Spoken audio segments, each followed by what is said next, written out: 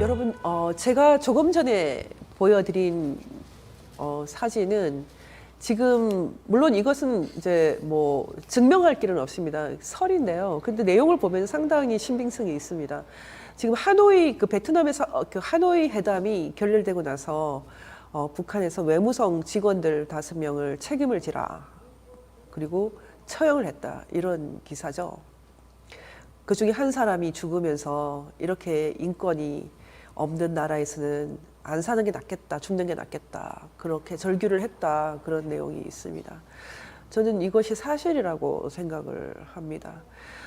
여러분, 지금 북한 인권 문제 정말 처절한 수준입니다.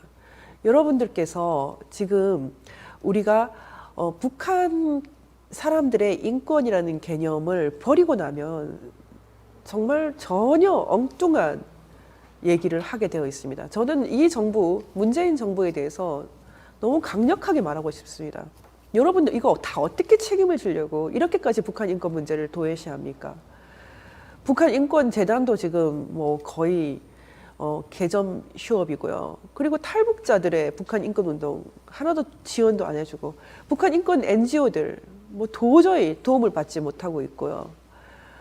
도대체 이 정권은 북한 사람들의 인권에 대해서 무슨 일을 하고 있는지 제가 알 길이 없습니다. 여러분, 결국 북한 체제 포갑자들만 돕고 싶다 이 뜻입니까? 여러분들 생각으로는 이것이 정당화될 수 있다 이렇게 믿고 있겠지만 절대 정당화되지 않습니다. 우리가 지금 안보와 경제와 인권이라는 것을 동시에 고려해야지 별개로 고려하면 반드시 철퇴를 맞게 되어 있습니다. 그래서 제가 오늘은 이 시간에는 우리 정부의 확실한 경고를, 제가 경고를 할 수 있는 자격은 없지만 경고를 드린다, 던진다 이런 의미에서 국제사회는 북한의 인권 문제를 어떻게 보고 있나 제가 간단하게 해설을 해드리고 싶습니다. 여러분, 국제사회는 북한의 인권 문제를 어떻게 보고 있다고 보십니까? 물론 국제사회라고 하면 기본적으로 유엔을 말합니다. 유엔에는 인권기구만 있는 것이 아닙니다. 뭐 여러 가지 정치적인 기구도 있고요. 핵에 관한 또는 군축에 관한 뭐 그 밖에 많은 종류의 유엔의 업무가 있지만은 유엔의 인권이라는 것은 유엔 업무 중에서도 사실은 가장 중요한 것이라고 말할 수 있습니다. 왜냐하면 유엔의 정당성을 이렇게 보장하는 것이 1948년에 유엔 총회가 결의했던 세계 인권 선언에서 나옵니다. 이 세계 인권 선언은 기본적으로 여러분 이 사진 한 장을 보십시오. 이 세계 인권 선언 프랑스어로 되어 있는 신문이죠. 세계 인권 선언이라는 것은 사실 제가 조금 전에 말씀드렸던 인류 역사를 근대와 현대를 차이를 내고 인류 역사를 본질적으로 차이를 내는 정말 위대한 선언입니다. 이것은 물론 조약은 아니고 나중에 그 인권 협약을 통해서 다시 조약으로 바뀌었지만 지금 세계 인권 선언이라는 이 선언 이것이 갖는 의미는 너무나 중요합니다. 우리 모두가 현실을 보는 것이 헷갈리면 이 세계 인권 선언을 기준으로 보면 쉬워집니다. 여러분, 세계 인권 선언을 기준으로 봤을 때 북한 사람들에게 인권이 정말 있습니까? 북한에 인권이 있다고 생각을 하십니까? 여러분, 세계 인권 선언 제1조 그리고 전문 일부를 한번 보시겠습니다. 세계 인권선언 제1조와 전문은 하늘에서 내려온 권리, 인간이 주는 권리가 아니에요. 인간이 부여할 수 있는 우대권, 특권 이런 것이 아니라 하늘에서 부여한 권리를 규정하고 있습니다. 이것을 바로 천부 인권이라고 부르는 것입니다. 제가 참 마음이 오늘 이 말씀을 드리면서 마음이 정말 어렵습니다. 우리가 북한 사람들의 인권이라는 개념을 갖고 있다면 지금 문재인 정권의 정책이 과연 이해가 될까? 예전에 손민순 장관이 해고록에서 노무현 정권 때 비서실장이었던 그 당시 문재인 비서실장이 유엔 인권 결의에 우리나라가 기권을 내도록 유도를 했다. 그런 얘기를 해서 문제가 됐는데요. 지금 이 정권은 그게 다 사실이었다는 것을 온몸으로 다 증명을 해보이고 있습니다. 그렇지만 실제로 북한 국제사회에서 북한 인권 문제를 보는 것은 매우 매우 심각합니다.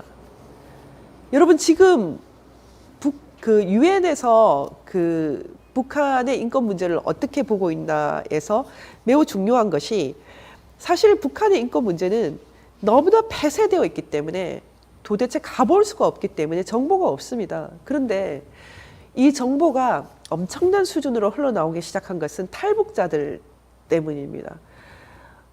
10,000개의 입이 나오기 시작한 거죠. 10만 개의 입이 나오기 시작한 거죠.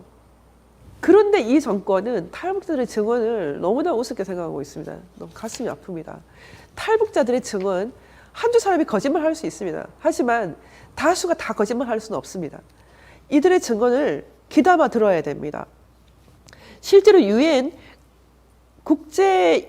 국제인권기구, 유엔 기구가 처음으로 이 북한 인권 문제에 이렇게 관심을 갖기 시작한 것은 1997년 8월 21일 제네바에서 개최된 유엔 인권 소위원회 제49차 회의입니다.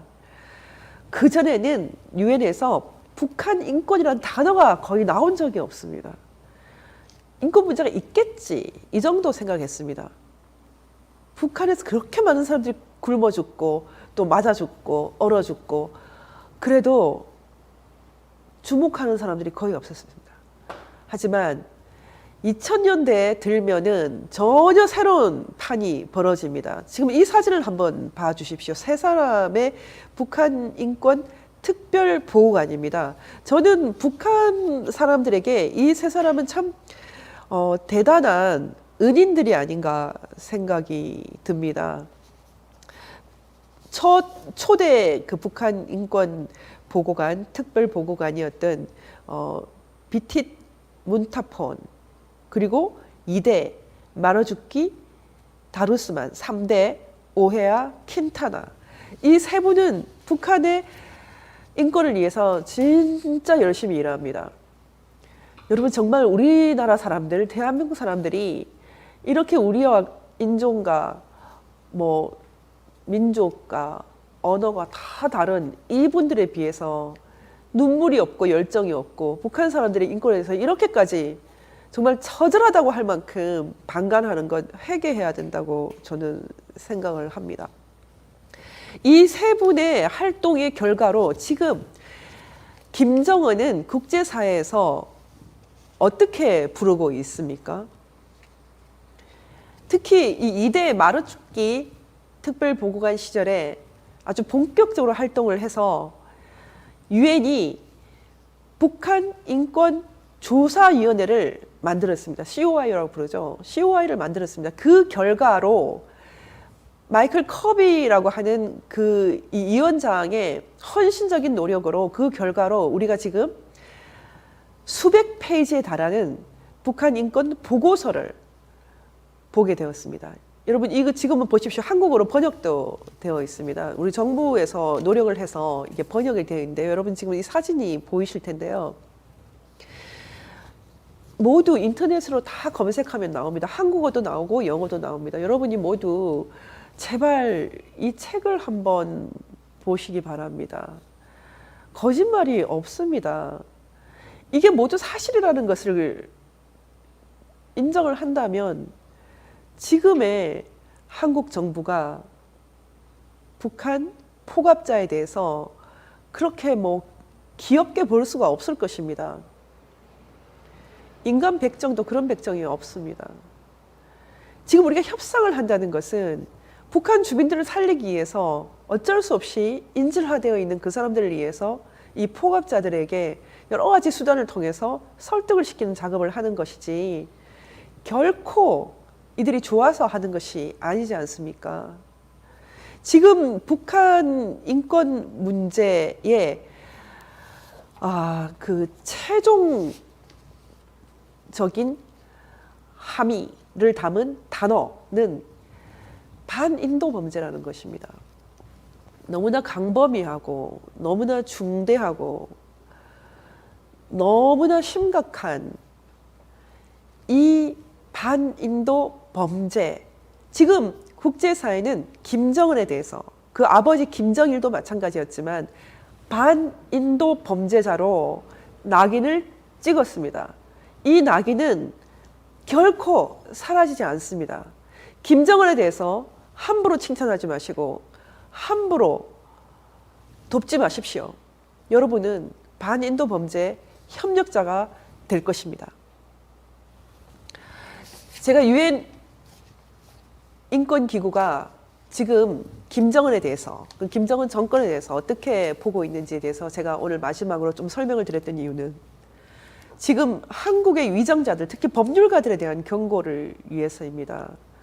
국제인권법연구회, 우리법연구회, 민변, 그렇게 아름다운 이름을 가지고 어떻게 저렇게 고통을 당하고 있는 북한 사람들의 인권 문제에 대해서는 그렇게 손을 놓고 있습니까? 당신들의 일이 인권이잖아요.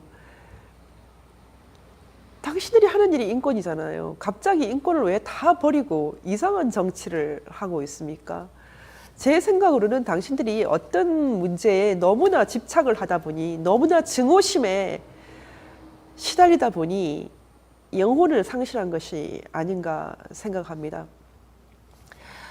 박찬훈 변호사, 민변 박찬훈 변호사, 한양대 법률대학원 교수, 국제인권법을 미국에서 공부했습니다. 제가 같은 곳에서 공부를 했습니다.